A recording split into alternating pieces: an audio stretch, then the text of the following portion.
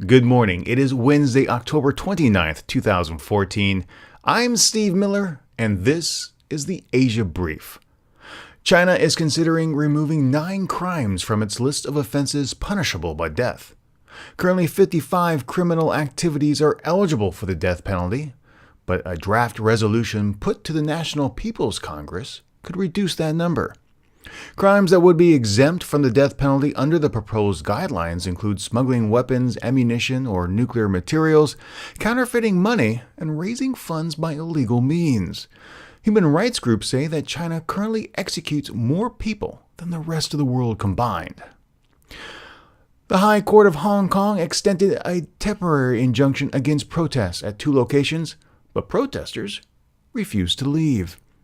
The government and legal professionals said that they fear the city's celebrated rule of law and tradition is being seriously threatened.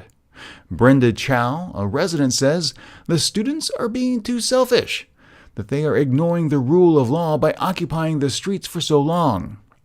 Robert Chow, one of the founders of the Alliance for Peace and Democracy, a pro-Beijing group, helped collect over 800,000 signatures in opposition to the Occupy movement. Quote, "Everyone thought the Occupy movement would end in a week. We had hoped the government would untangle this mess. But we waited, and waited, and waited. And now we have to do something." Both sides, those pursuing democracy and those supporting Beijing, are now gearing up for the next phase of what seems to be a very long protest, with some 90% of protesters saying they're willing to remain on the street for a year.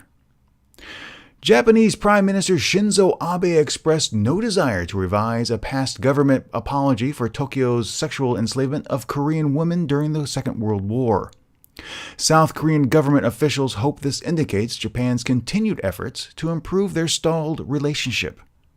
South Korea's National Assembly Speaker Chung Hui-hwa met with Abe at his Prime Minister's office, saying Prime Minister Abe repeated the exact words he said in March. He said he would completely inherit the historical perception of past governments. It may be an unpopular move at home, as some Japanese lawmakers have called to revise or rebuke the statement. There was no mention from the South Korean government about an ongoing lawsuit filed by 122 South Korean women who said Seoul forced them into sexual slavery following the Korean War.